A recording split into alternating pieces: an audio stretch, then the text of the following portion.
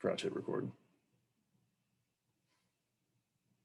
So yes, if you have the shoulder, you have both shoulders. If you have the elbow, you have both elbows. And obviously, if you have an asymmetric movement, you're going to do both. The parallel elastic component is going to be the elastic component coming from the muscle. So if we pull back, we're going to feel that's tension. It's going to release. That's coming from both our tendons, but then also our muscle. And the series is from our tendons. The parallel is coming from our muscle.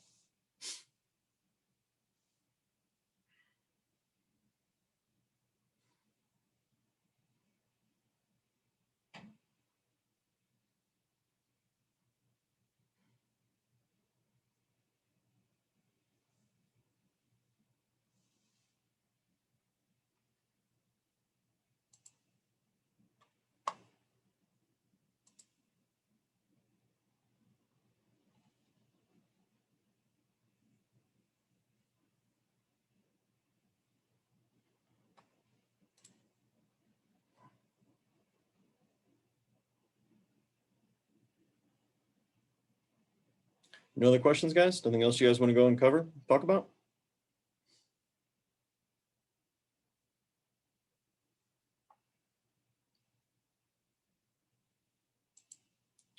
Okay, remember, the meniscus is going to increase the total amount of surface area that effectively the femur and the tibia are going to be connecting on. And since we increase that surface area, we in turn are not going to have to deal with as much of or as great of a level of pressure between the joints. It's also going to naturally help kind of lubricate the joint to make sure it's not going to effectively be grinding bone on bone.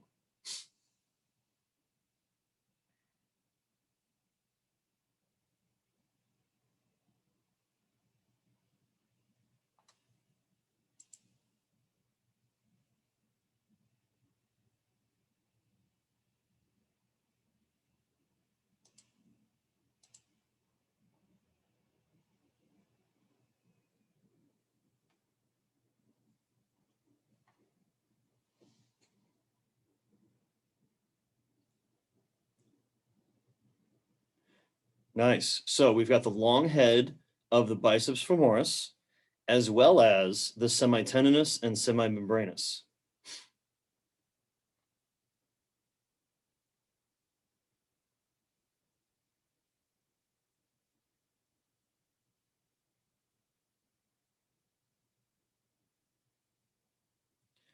Most dangerous position for the spine to be in rotation, that is going to be in flexion, so bent over. An unstable equilibrium can fall over easily. And what type of force can bone deal with the most of? That is going to be compression. After that, it's going to be tension pulling apart, and the one it can deal with the least of is shear.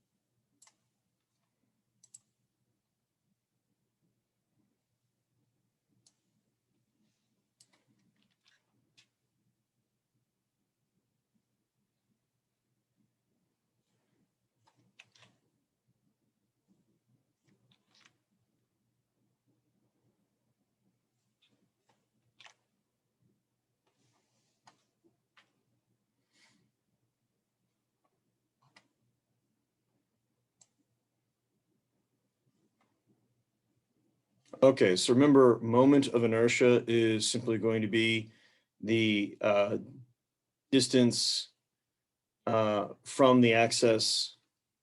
Give me 1 second, and I will pull up our happy little equation slide.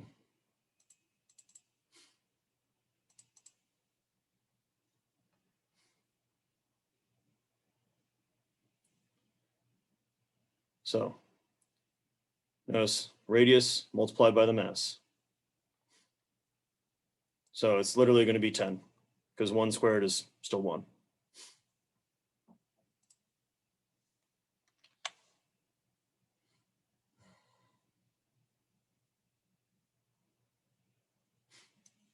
Remember, that is going to be the linear arrangement, whereas it's going to be the pennate, that's going to go ahead and create a greater amount of force. And we covered that on Tuesday. So that's why I'm putting in bold the questions we've gone through. So from now on, guys, if we've already done the question, you're going to have to go and look back at the previous lecture so you can get the answer.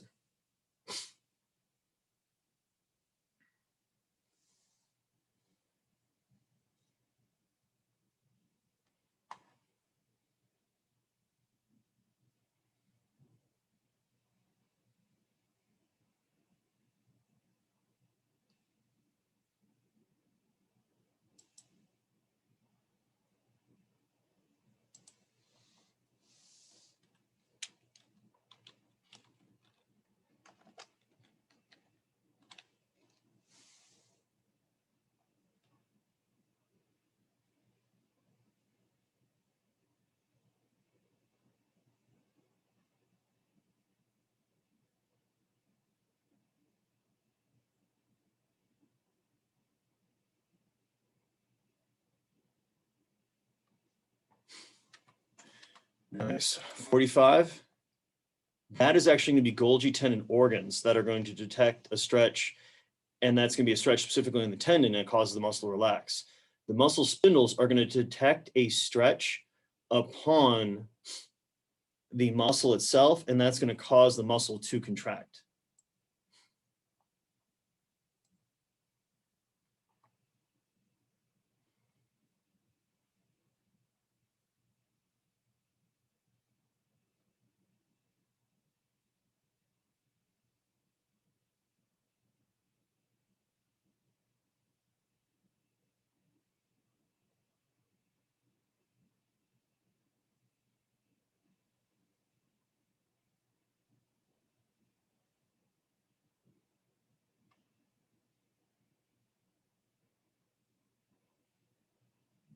Yeah, yeah.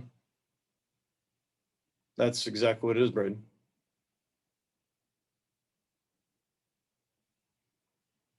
Parallel, linear arrangement.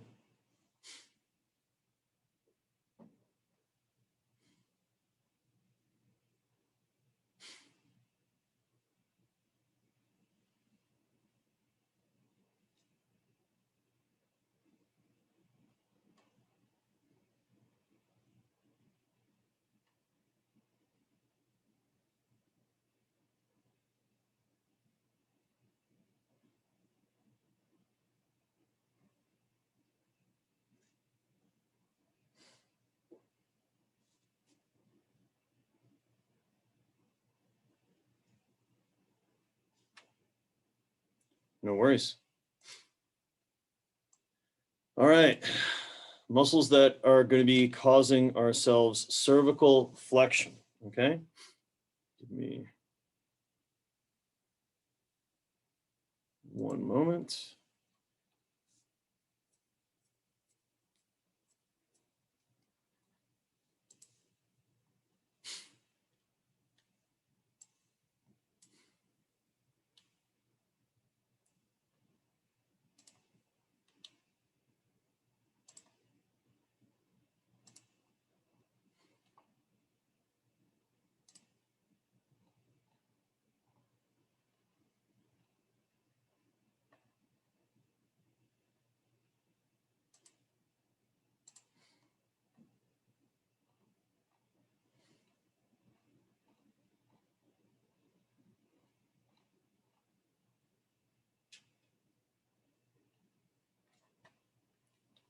All right. That is going to go ahead and be the rectus capitis lateralis. Oh, sorry, spelling. The longus capitis. And we're also going to be using our sternoclavomastoid, which I'm going to try to spell because I'm going to jack it up. Lumbar flexion. So that's going to be pulling ourselves forward. That's going to be our internal obliques, our external obliques, and our rectus abdominis. Wow, my spelling this morning, guys. I apologize.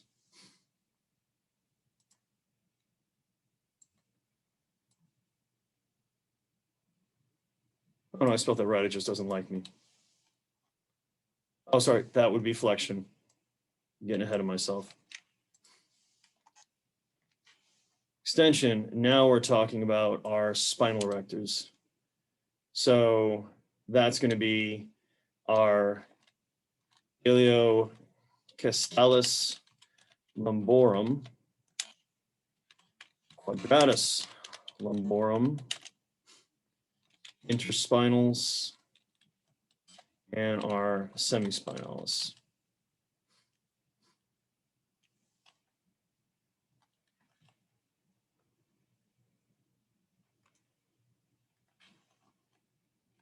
And then trunk rotation, that is our internal and external obliques.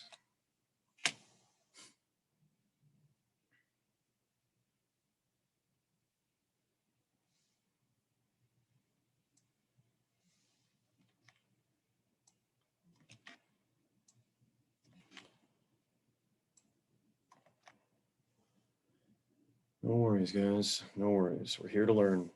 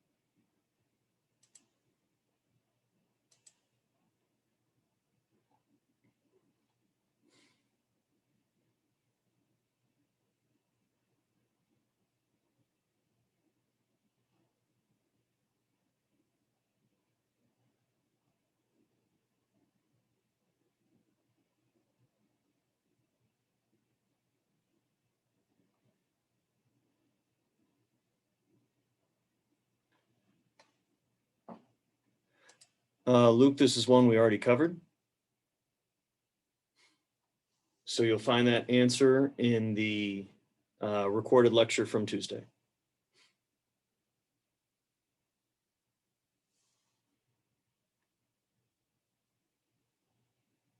All right, so remember, we are going to have effectively lordic curve, so curving backwards. Now, not full-blown lordosis in the lumbar spine and in the cervical spine. In the wonderful thoracic spine and then the sacrum, we're going to have a slightly kyphotic, so leaning forward, and a fused kyphotic in the sacrum. And obviously scoliosis can essentially exist anywhere along the line, but the goal is hopefully not to see it at all.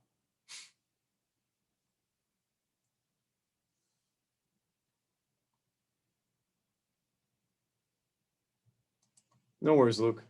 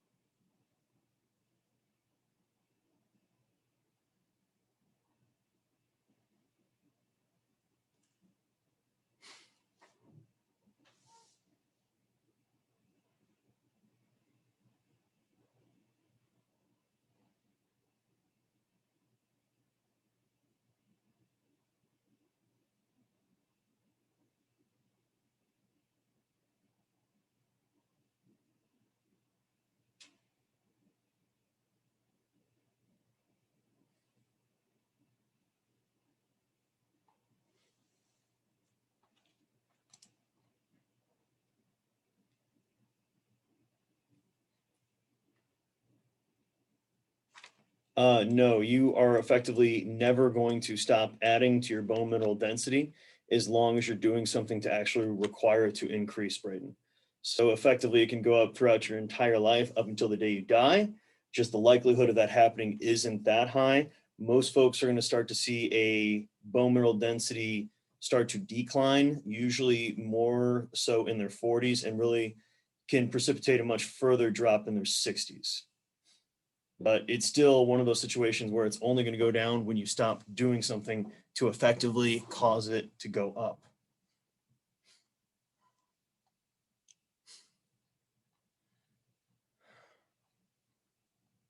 Yeah, 46 was another one that we covered on Tuesday. And remember, that's just going to be effectively looking at what's going on with the size, length, and other measurable characteristics of sections of the body. So it's not things like age, race, skin color. It's more of how long, how big around, and how much do they weigh.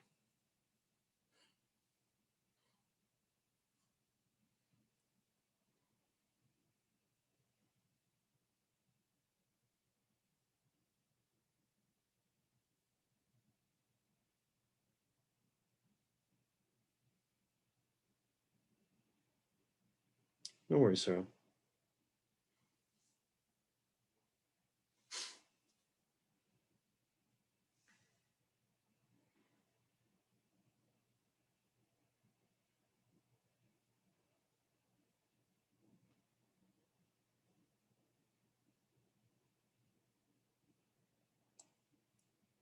We already covered this one, and that's going to be trabecular bone.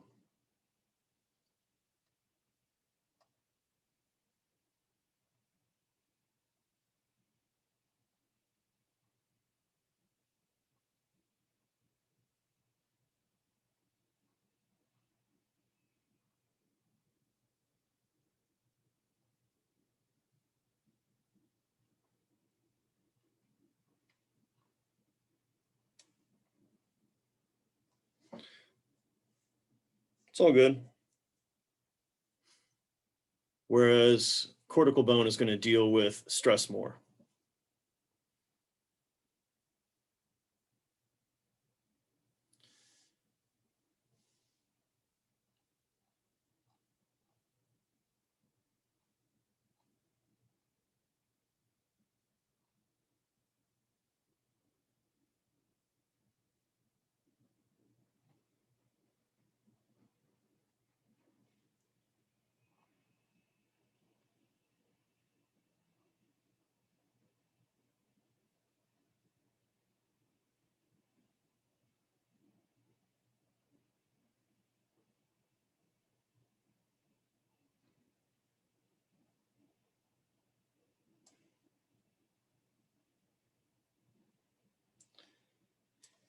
And John, you are absolutely correct. It's the gastroc.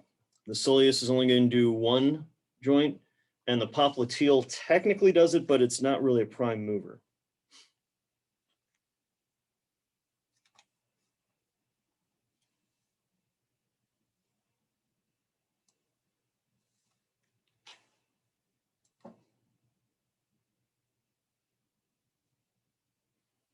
Now, I just put a question up in the chat for you guys. Who wants to go ahead and take a shot at it?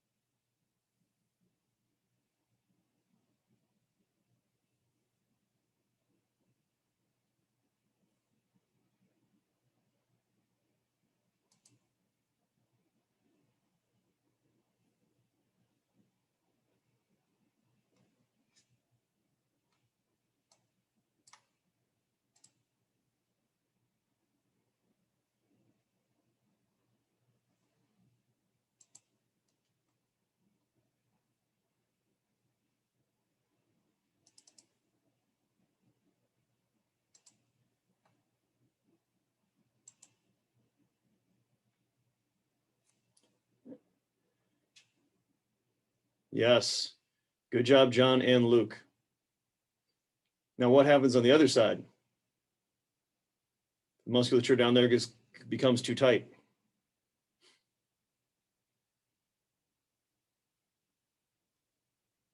Which, let me tell you, insanely rare. It's not going to be something that happens too frequently. Yes, you are going to have a heck of a time with bowel movements, much less urinating, much less, let's just call it recreational activities down there.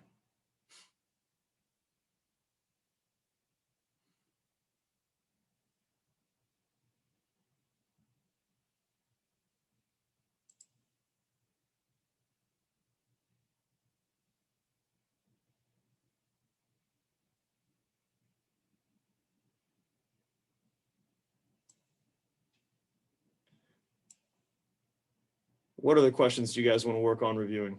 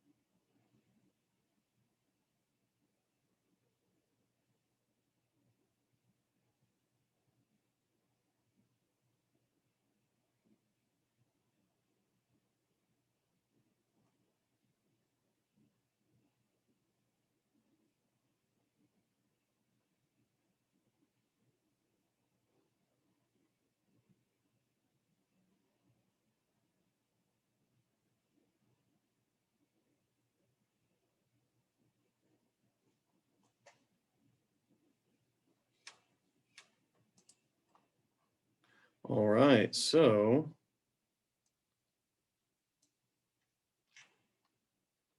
number 18. Now, plantar fascia is going to be not necessarily stability of the ankle. It's going to serve as a shock absorber that runs through the length of the bottom of your foot, which in turn is also going to work to help return elastic energy to help propel yourself forward.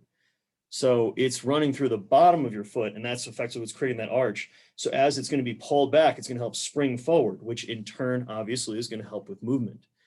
Now, it doesn't really help so much stabilize the ankle as the foot.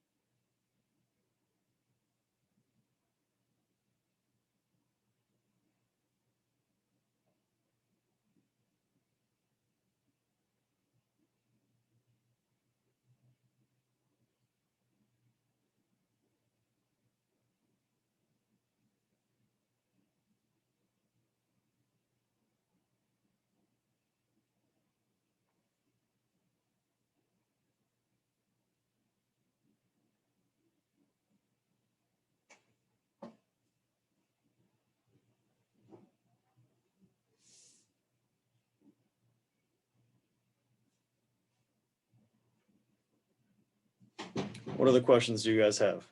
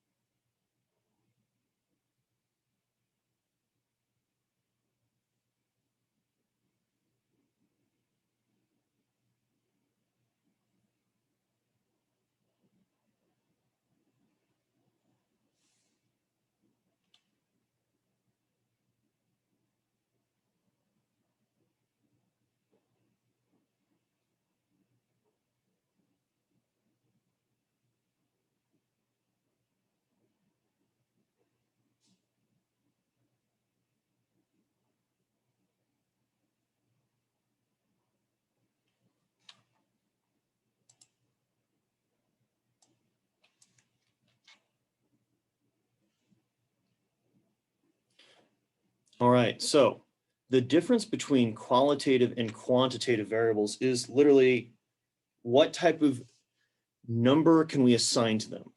So things like height, weight, speed, distance, mass, acceleration, all of those are quantifiable variables. Qualitative variables is giving them a quality. So this is something like this is good or this is bad.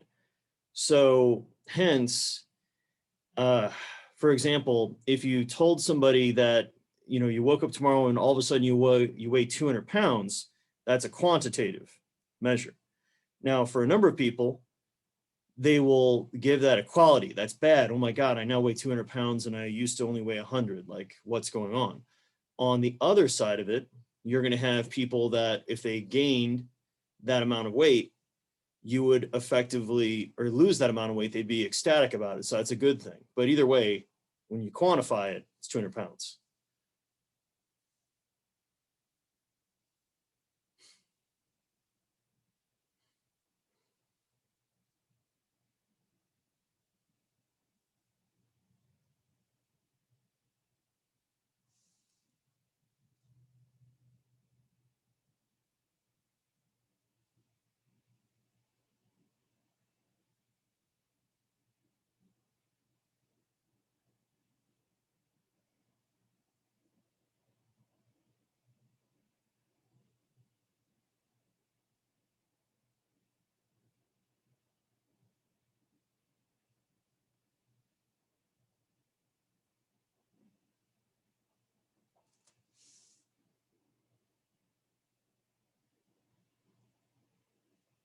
It'll be, the math will be all short answers. So you want to make sure that you add in all of your information, specifically that you show your work as you're going through. And then obviously, you know, here's how much it costs, or sorry, how much it costs, but here's the numbers you came up with at the very end.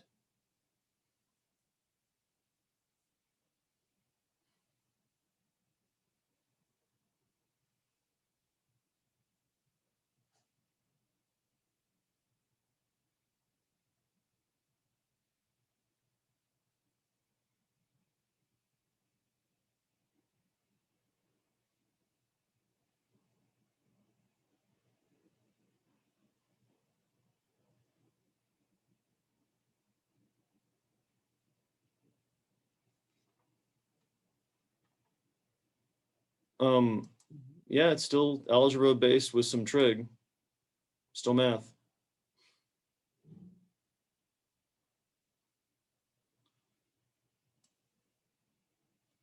Yeah, no worries. So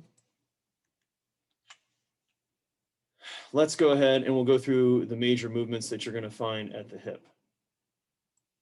So what is going to be the muscles that are going to go ahead and give us hip flexion? So this is going to be lifting that leg straight up in front of us.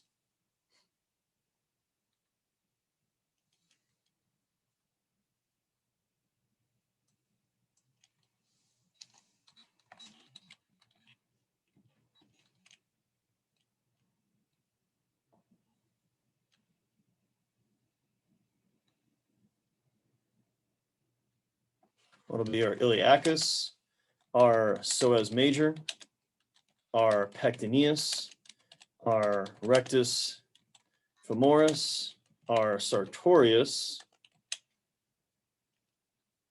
and then finally our TFL.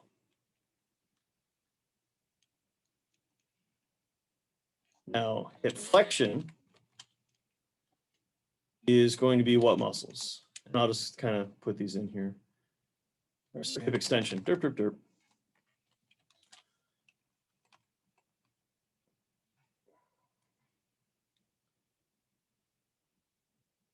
No, that would be to knee extension. Vastus medialis and vastus lateralis do not contribute. They only are extensors of the knee joint, as is the vastus intermedius.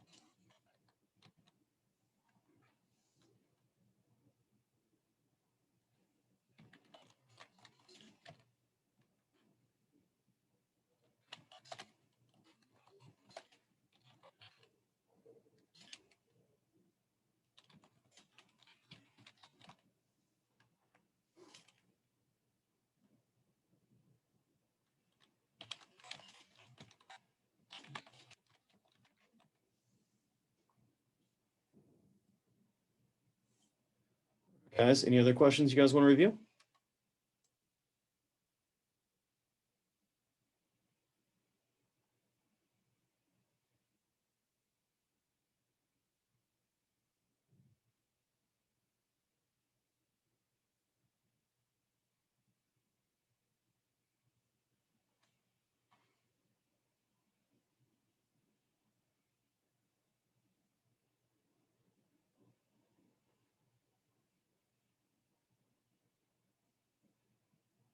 Yes, King of the Hill is open now and will be open all the way through effectively Thanksgiving. Whoever gets the highest score on that is going to get an immediate extra 100 points of extra credit on their final grade in the class.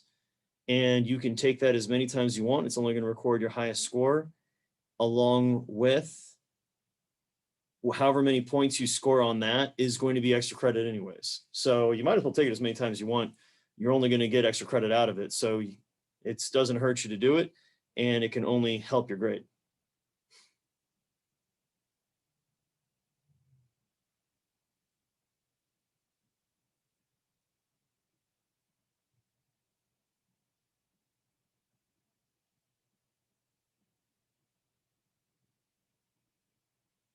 Haley, you can turn in your paper and your presentation as soon as you want.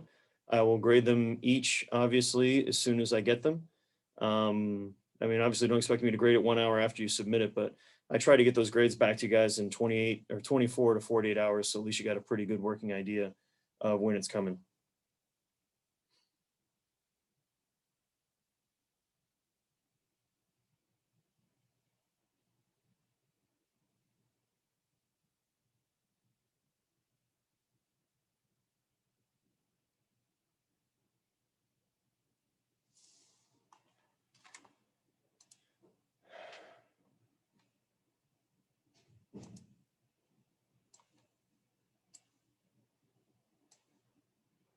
All right, folks, either if you have another question you want me to review right now, go ahead and click the yes button.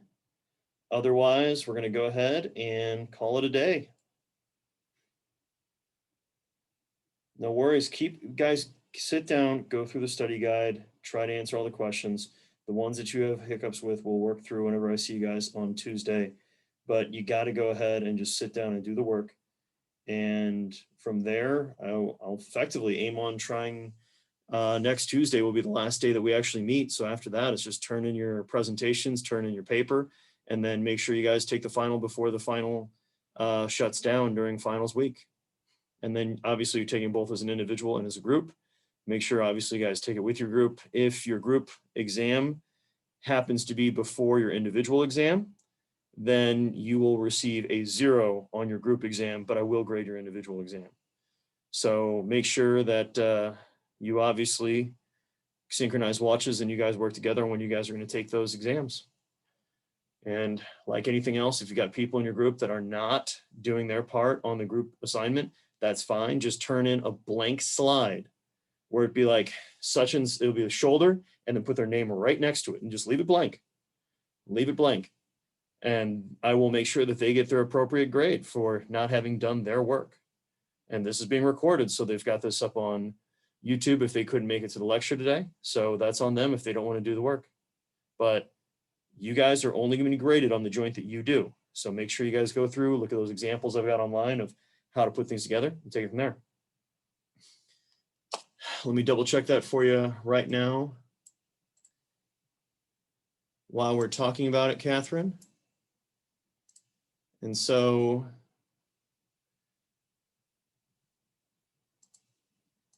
the group project paper, I have that. Yeah, it's due by 9:30 in the morning on the 24th.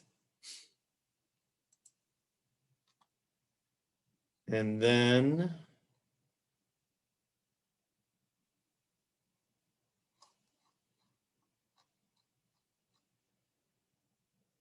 the presentation, which you can obviously just have the one person turn it in for each individual in the group. And that is also due on the 24th at 9:30 in the morning. So make sure you turn it in by then. I'll get that graded to you guys, for you guys relatively quickly. make sure you're staying on top of getting all your homeworks done, all of your chapter quizzes done. And yeah, we're pretty much right there at the end of the road, guys.